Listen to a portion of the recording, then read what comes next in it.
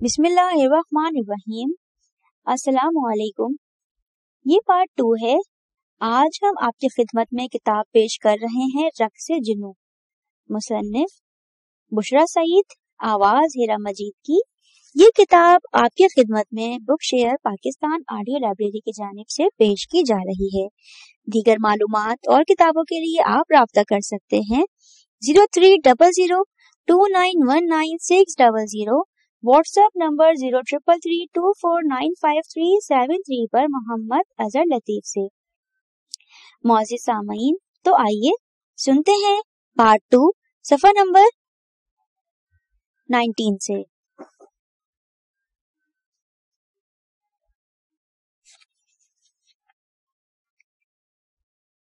اس شیشے کے گولے کو آپ نے قالین پر گرتے دیکھا ہے؟ آپ نے دیکھا ہے نا؟ اگر یہ سچ ہے تو جو بھی میں کہتی ہوں وہ بھی جھوٹ نہیں۔ وہ کیسے جھوٹ ہو سکتا ہے؟ میں آپ سے کہوں کہ پیپر ویٹ نہیں گرا، آپ کے سامنے ٹیبل پر رکھا ہے، آپ کا وہم ہوا ہوگا تو آپ مان جائیں گے؟ آپ کیسے مان سکتے ہیں کہ یہ سچ نہیں وہم ہے؟ کیسے مان لیں گے؟ وہ تیز قدموں سے دروازہ پار کر گئی تھی۔ بس کوٹنگ موڑ سے پتوکی کے لیے روانہ ہوئے۔ 20 منٹ گزر چکے تھے۔ ابا ٹھینگ موڑ تک اس کے ساتھ آئے تھے۔ انہیں خدا حافظ کہتے ہوئے نہ جانے کیوں اس کا گلا بھر آیا۔ اس کا دل چاہ رہا تھا ابا سے کہے کہ وہ اس کے ساتھ گمبھیر چلیں اور جب تک وہاں رہنا پڑے اس کے ساتھ ہی رہیں۔ کالج چھوڑنے کے لیے جایا کریں، واپس پڑھ لینے کے لیے آئیں، ہر دم سائے کی طرح اس کے ساتھ لگے رہیں۔ اس کا بس چلتا تھا تو وہ کلاس روم میں بھی انہیں ساتھ والی نشست پر بٹھا لیتی، مگر یہ سب کیسے ہو سکتا تھا؟ وہ تو دل مضبوط رکھنے کا کار آمد گر اس کی مٹھی میں تھما کر چلے گئے تھے۔ پتہ نہیں دل کیسے مضبوط رکھا جاتا ہے۔ اس کے اندر انجانے اندیشے کلبلا رہے تھے۔ کالج کے تصور سے ایک عجیب وحشت ہو رہی تھی۔ اس نے تو اپنے ہائی اسکول کی آدھی پنجابی آدھی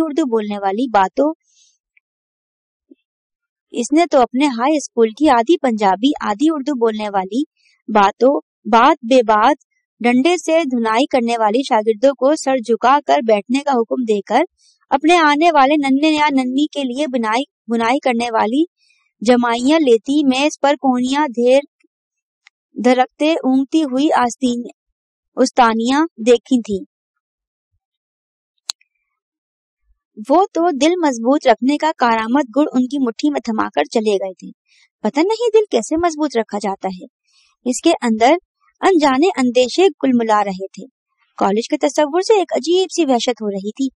اس نے تو اپنے ہائی اسکول کی آدھی پنجابی آدھی اردو بولنے والی بات بے بات ڈنڈے سے دھنائی کرنے والی شاگردوں کو سر جھکا کر بیٹھنے کا حکم دے کر اپنی آنے والے ننھے یا ننھی کے لیے بنائی کرنے والی جمائیاں لیتی، میز پر کونیاں دھر کے اونگتی ہوئی استانیاں دیکھی تھی۔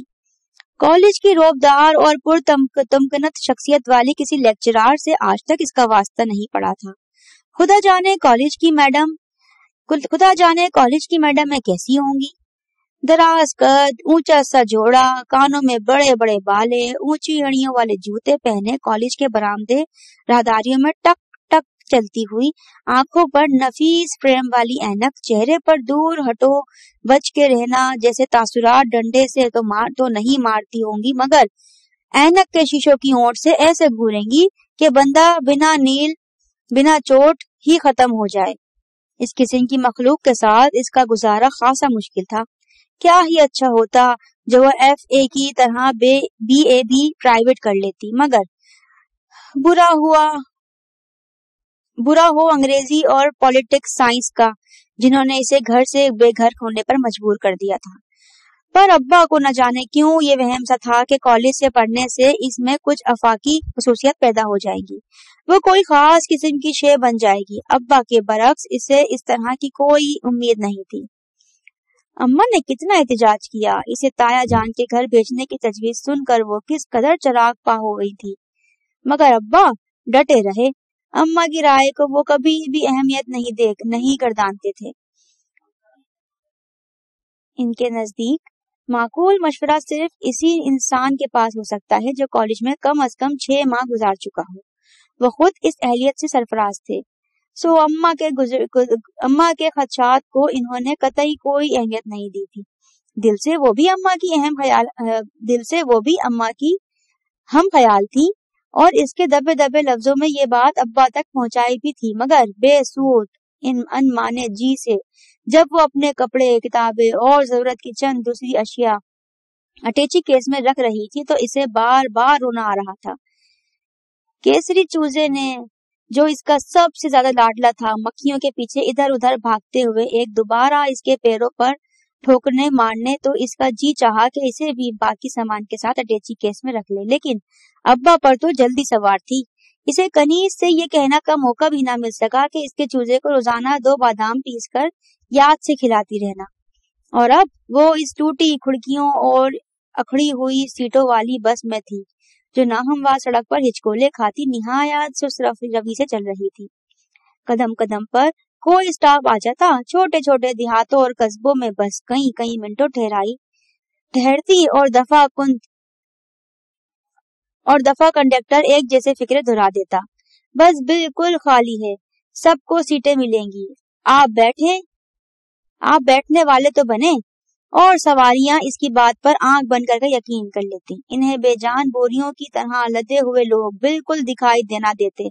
एक दो जे के पांव कुचलते, धक्के देते, बकते झुकते वो किसी अनदेखे खला में समा ही जाते और बस एक झटके के साथ फिर से चल पड़ती। पीली धूप मकई के खेतों पर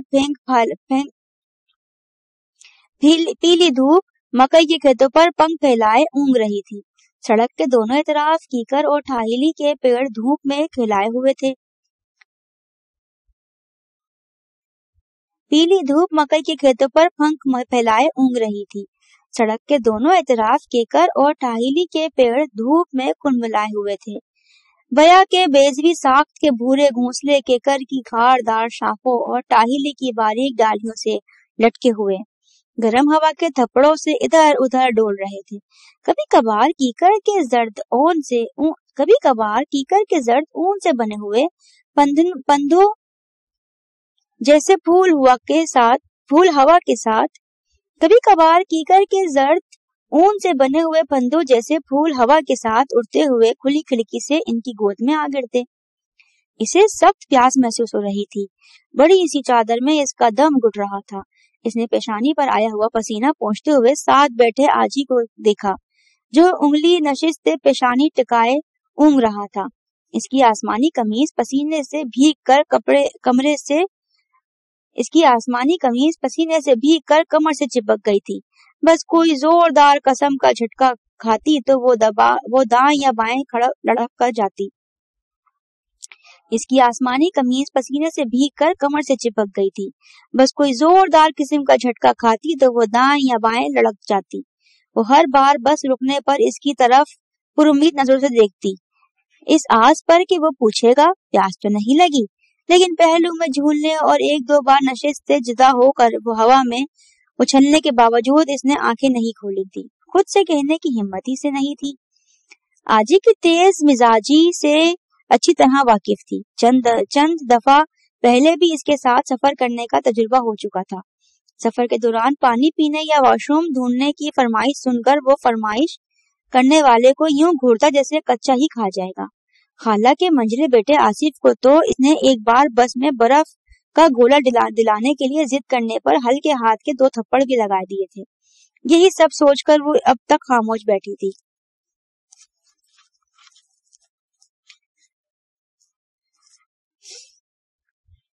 बस चुनिया शहर में रुकी तो कोल्ड ड्रिंक्स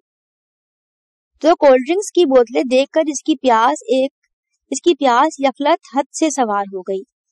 हलक में जैसे कांटे उग जाएं। बस चुनिया शहर में रुकी तो कोल्ड ड्रिंक्स की बोतलें देखकर इसकी प्यास यफलत हद से सवार हो गई। हलक में जैसे कांटे उग आए थे। खुश्क होठों को जबान से तर करते हुए इसने एक बार फिर अजी की तरफ देखा। वो अब भी साबिक हालात में था। अजी, इसने आहिस्तगी से आवाज दी। चंद बार और बुलाने पर जब वो टस से मस ना हुआ और बस भी रवानगी के लिए पर तोलने लगी तो मजबूरन इसका कंधा धीरे से हिलाया। اس نے سر اٹھاکر ادھر ادھر دیکھا اور بالوں سے انگلیاں چلاتے ہوئے بولا, پتوکی آ گیا, مجھے پیاس لگی ہے.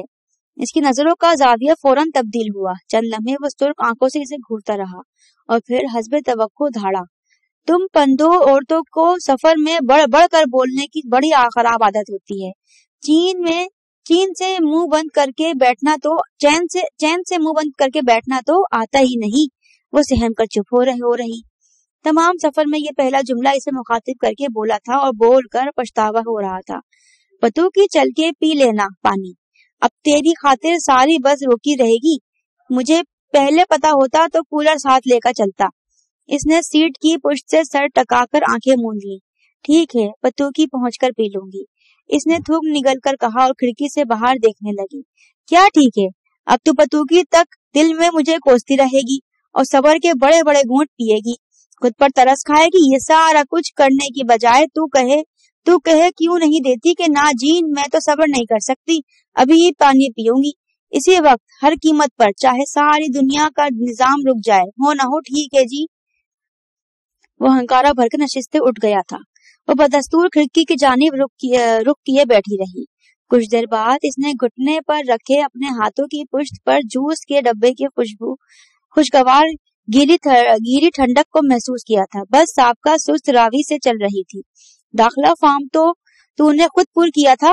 خالی ڈبہ باہر پھینکتے ہوئے اجی نے پوچھا. جی. سارے ہجے غلط لکھائی جیسے پیر کی انگلیوں میں قلم پھنسا کر خطاطی کی ہو.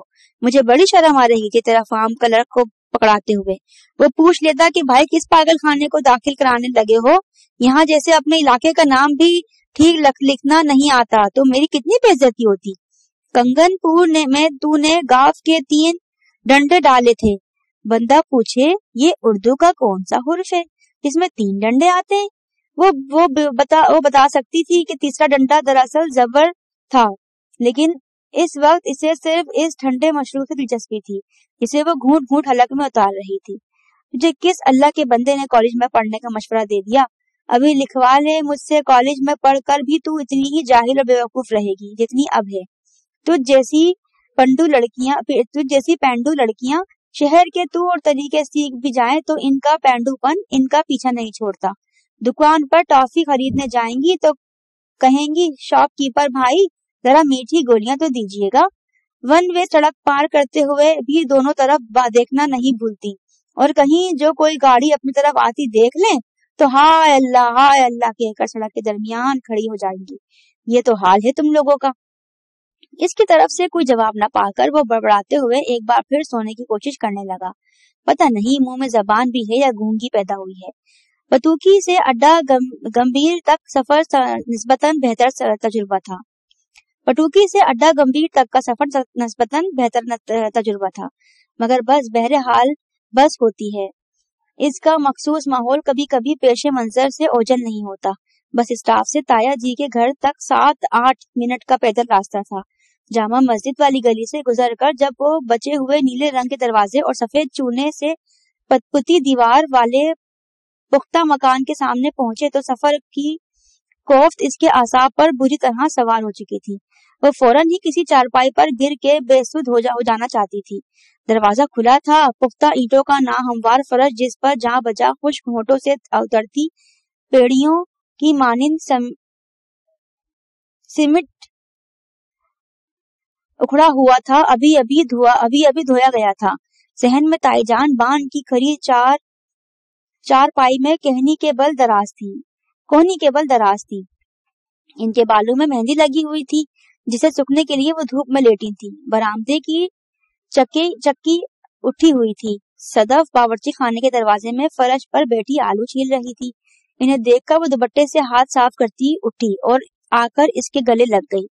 تائی اماں چار پائی سے ٹانگیں لٹکا کر بیٹھ ضرور گئی تھی, مگر ان کے چہرے پر مسکراہٹ کے کوئی آثار دکھائی نہیں دے رہے تھے. اس کا سوال کا جواب بھی انہوں نے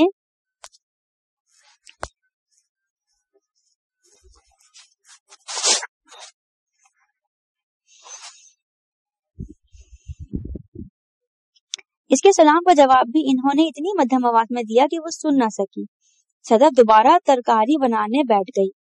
اجی ان کا اٹے جی केस बरामदे में रख कर बाहर चला गया था। वो ताईजान के पास चारपाई के एक सिरे पर टिक गई। पतूकी ज्यादा नजदीक नहीं पड़ता था, भले तुम रोज आती जाती, वहाँ तो बहुत बड़ा लड़कियों का कॉलेज है, इधर बड़ी मुसीबत है। फौजी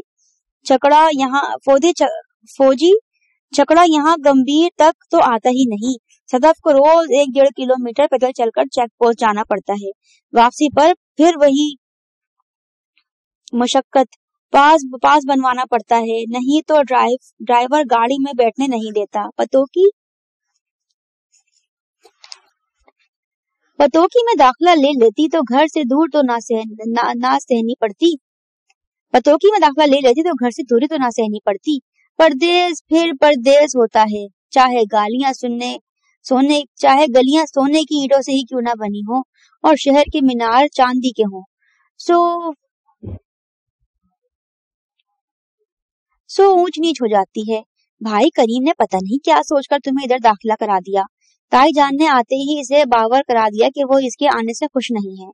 इसका रवैया इसके लिए गैर मुतवक्के नहीं था, लेकिन ये कोई ढकी छुपी बात नहीं थी कि ताईजान इनके घर के किसी भी फर्द को पसंद नहीं करती थी।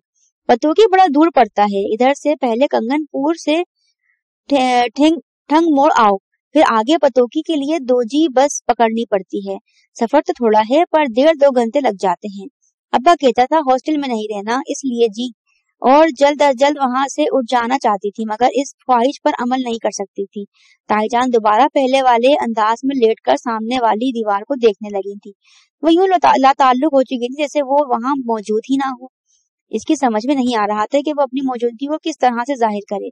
सदफ ने भी रस्मी सवालों के बाद चुप साध ली थी। इस वक्त इसकी तमाम तर तवज्जो प्याज और आलू पर थी। ताया जी कहाँ हैं? आखिरकार इसने एक फिक्रा सोच ही लिया। मौलवी साहब की बच्ची फोत हो गई है, जनाजे के साथ कब्रिस्तान गए हैं। फिर वही खामोशी इसके चारों तरफ गर्दिश करने लगी। जामा मस्जिद से जोहर की अजान की आवाज बुलंद हुई। इसी दम अजी 7 आप की 2 बोतलें पकड़े दरवाजे से इसी दम अजी 7 अप की 2 बोतलें पकड़े दरवाजे से अंदर दाखिल हुआ था। इसे जिस तरह छोड़ गया था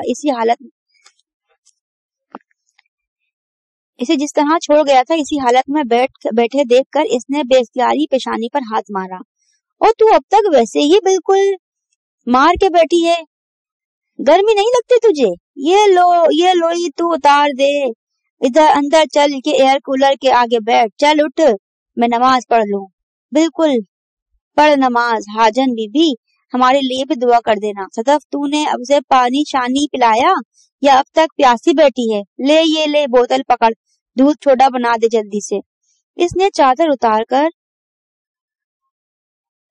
अलगनी पर डाल दी और अटैची केस से दुपट्टा निकालकर वजू करने गुसलखाने में चली गई। जब वो नमाज पढ़कर दुआ मांग रही थी तो अजी दूध सोडे का गिलास लिए पहुंच गया। कितनी लंबी नमाज पढ़ती है तू? इतनी देर में तो लोग 4 नमाजें पढ़ लेते हैं।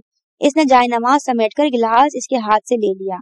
हांडी बनने में अभी देर है, मैं बाजार से सालन रोटियां ले आता हूँ। बता क्या खाएगी? आलू कीमा पाए या नान हलीम ले आऊं? जो तुम्हारा दिल करे ले आओ। क्यों जी, तेरी कोई मर्जी नहीं? वो खामोश रही। बतानी पड़ती है मर्जी, किसी को क्या पता अगले बंदे को के दिल में क्या है। अजी कदरे झुझक कर मायने खेल देजे में बोला। वो बला जरूरत नवाड़ी पलंग पर रखे सरहाने की शक्लें दुरुस्त करने लगी। अब मेरे वापस आने तक अकड़ कर बैठी न रहना, ठंडी हवा में आराम कर, थकन उतार ले, मैं बस अभी 2 मिनट में आ रहा हूँ। जाते हुए वो एयर कूलर ऑन कर गया था। थकन से चूर तो वो थी ही, खुशगवार नम हवा ने इसके आसाब को थपकना शुरू किया तो जल्द ही गुनूदगी तारी हो गई। भोजल जहन में सफर के वाकयात, अम्मा अब्बा और कनीज की बातें, केसरी चूजा अपने घर के आंगन में लगे हुए सियोती के फल, ताई जान का खौफ से ज्यादा चेहरा, कॉलेज की ऊंचे जुड़े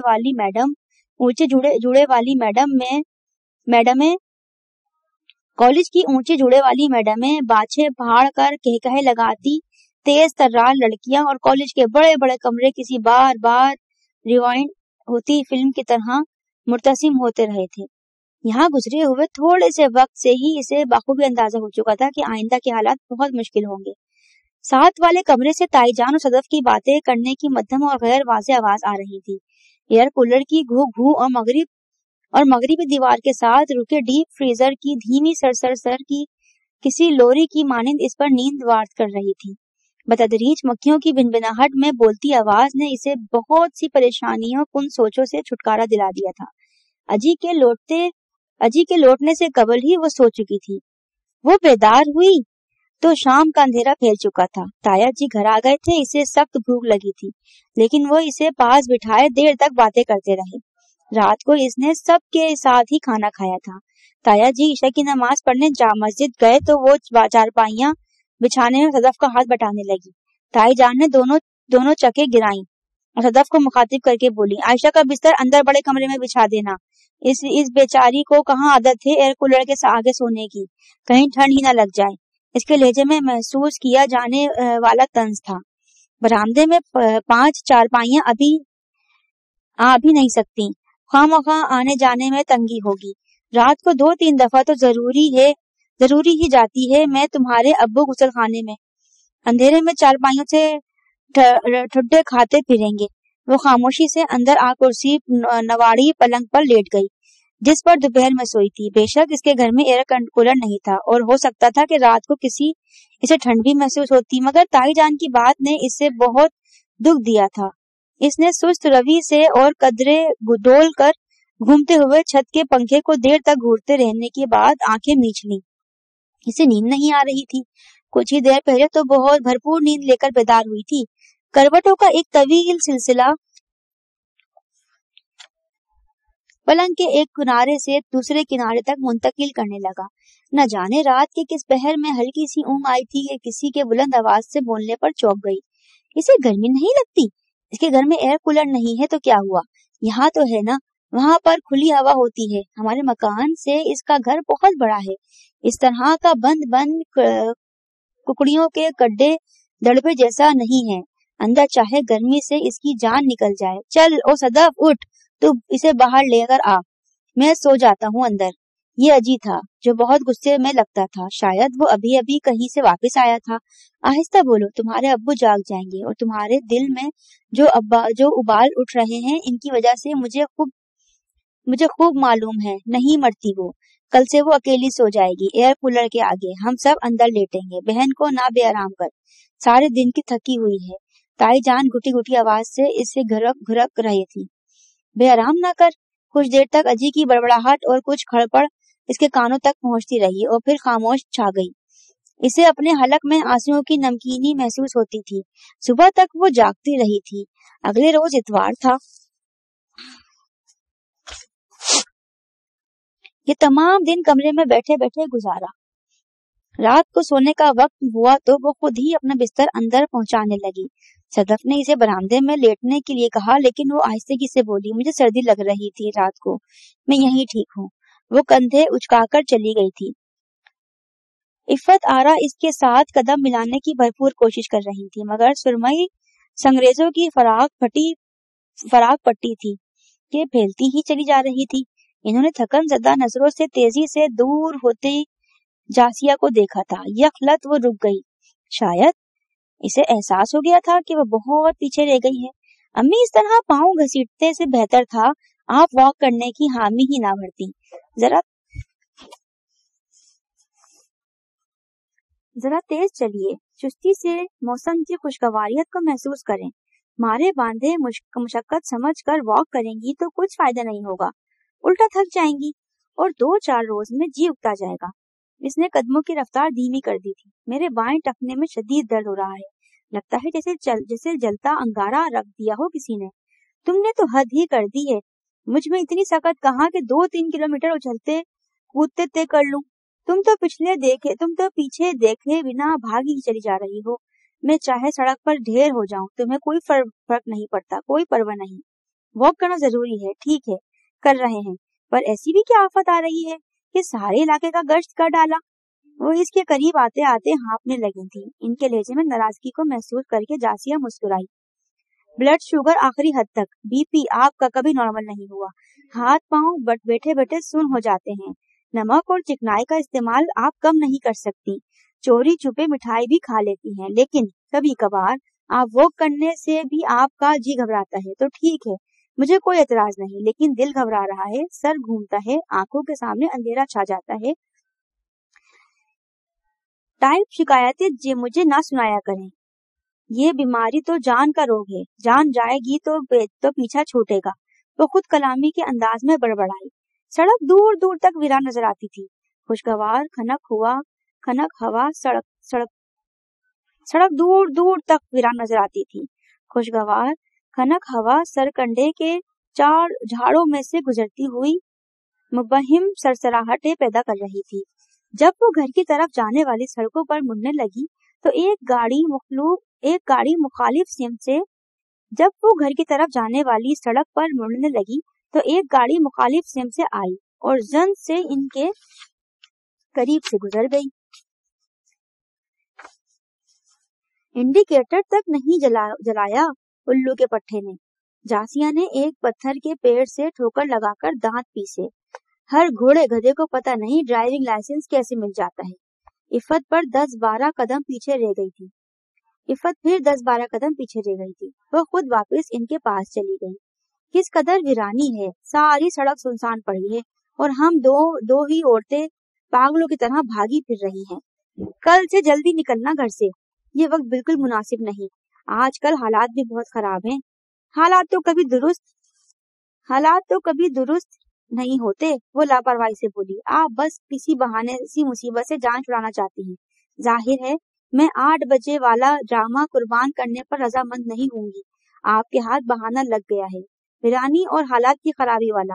یہ جھنجٹ تو خود بخود ہی ختم ہوگا۔ عفت نے اچانک ہاتھ اٹھا کر اسے خاموش ہونے کو کہا۔ چپ، مجھے کچھ عجیب سی آوازیں سنائی دے رہی ہیں۔ چند لمحے خاموش رہ کر وہ آس پاس کسی غیر معمولی شے کو محسوس کرنے کی کوشش کرتی رہی، پھر مصنوعی خوفزدگی سے بولی، خواہ مت ڈرائیں مجھے، ویسے آپ کو ڈر کس بات کا ہے؟ میں جو آپ کے ساتھ ہوں، پریشانی کی تو کوئی بات ہی نہیں۔ یہی تو پریشانی کی اصل وجہ ہے۔ کبھی بھیڑوں کی رکھوالی بھیڑ سے بھی ہوئی ہے؟ اس سڑک کی تینوں لائٹس کئی دنوں سے خراب ہیں، کوئی دھیان ہی نہیں دیتا۔ چند قدموں کے فاصلے تک کچھ دکھائی نہیں۔ ان کا جملہ نامکمل رہ گیا۔ ان دونوں کو رک جانا پڑا تھا۔ ان سے چند فٹ دور سڑک کے بائیں کنارے کوئی شخص پہلو کے بل لیٹا ہوا تھا۔ چند لمحوں تک وہ دونوں بالکل ساکت سانس روکے کھڑی رہیں۔ انہیں لگ رہا تھا جیسے سڑک نے ان کے پاؤں پکڑ لیے ہوں۔ پھر جاسیہ نے اپنے بازو پر عفت کی لرزتی گرفت کو محسوس کیا تھا۔ وہ اسے پچھلی سمت میں کھینچ رہی تھی۔ بنا کوئی آہٹ پیدا کیے وہ الٹے قدم اس مقام سے دور ہٹنے لگی۔ Please help me for God sake, آپ شخص، please help me for God sake, اس شخص نے کرا کر پکارا تھا۔ اب وہ زمین سے اٹھنے کی کوشش کر رہا تھا۔ جاسیہ کی ریڑھ کی ہڈی میں بریفلی کپکپاہٹ دوڑ گئی۔ حلق سے نکلتی چیخ کو بامشکل دبا کر وہ پوری قوت سے بھاگ پڑی۔ عفت نے اب تک اس کا بازو دبوچ رکھا تھا۔ پلیز رک جائیے، میں زخمی ہوں، پلیز میری مدد کریں۔ وہ آنکھیں بند کر کے بھاگتی رہی۔ کچھ دیر کے لیے وہ یہ بھی فراموش کر بیٹھی کہ عفت اس کے ساتھ تھی۔ میں کوئی چور ڈاکو نہیں ہوں، پلیز میری بات سنیں، ڈریں مت۔ پہلی بار اسے محسوس ہوا کہ وہ شخص تکلیف میں تھا۔ سڑک کے موڑ پر رک کر وہ کچھ دیر سانس درست کرتی رہی۔ عفت بھی گرتی پڑتی اس کے پاس پہنچ گئی تھی۔ رکو مت، بھاگو، کہیں اس آدمی کے پاس پسٹل وغیرہ نہ ہو۔ عفت نے اسے اپنے ساتھ گھسیٹنا چاہا لیکن وہ تھمی رہی۔ تم کون ہو؟ کیسے یقین کر لیں کہ تم ہمیں کوئی نقصان نہیں پہنچاؤ گے؟ اس نے چلا کر پوچھا تو عفت نے بے اختیار اس کے ہاتھ مارا۔ تو عفت نے بے اختیار اس کے منہ پر ہاتھ رکھ دیا۔ کیا کہہ رہی ہو؟ اس طرح فریب دے کر لوگ وارداتیں کرتے ہیں، پاگل ہو گئی ہو کیا؟ اس کی آواز کپکپا رہی تھی۔ مجھے کیا معلوم آپ کیسے یقین کریں گی؟ نہ بھی کریں تو کوئی بات نہیں، میں خود ہی آپ کے ساتھ کیا حادثہ پیش آیا ہے؟ اس کی طرف سے خاموشی چھائی رہی۔ اچھا میں آ رہی ہوں۔ وہ اب بھی خاموش تھا۔ اس نے آگے بڑھنے کے لیے قدم اٹھایا تو عفت اس کے ساتھ یوں چمٹ گئی جیسے اسے گود میں اٹھانا چاہتی ہو۔ خبردار، میں تمہیں نہیں جانے دوں گی، تمہارا دماغ خراب ہو گیا ہے؟ امی شاید وہ بے ہوش ہو گیا ہے، پتہ نہیں کس قدر گہرے زخم ہوں گے۔ ہو سکتا ہے وہ گاڑی والا اسے ٹکر مار گیا ہو جو اندھوں کی طرح ڈرائیو کر رہا تھا۔ اس نے زبردستی خود کو ان کی گرفت میں چھڑایا۔ محتاط قدموں سے چلتی ہوئی وہ دوبارہ اس جگہ پہنچی تو وہ سڑک سے ذرا ہٹ کر ایک بڑے درخت کے تنے سے ٹیک لگائے بیٹھا تھا۔ اس کا دل اب بھی غیر معمولی رفتار سے دھڑک رہا تھا اور اس کے قریب جاتے ہوئے وہ خوف محسوس کر رہی تھی۔ میں سمجھی شاید آپ بے ہوش ہو گئے ہیں۔ آواز کے ارتاش کو چھپانے میں وہ پوری طرح کامیاب نہیں ہوئی تھی۔ وہ چپ رہا تھا۔ آپ کا ایکسیڈنٹ ہوا ہے؟ یہاں ہمارا پارٹ 2 اختتام پذیر ہوتا ہے۔ بقیہ کتاب صفحہ نمبر 30 سے سماعت فرمائیے۔ شکریہ۔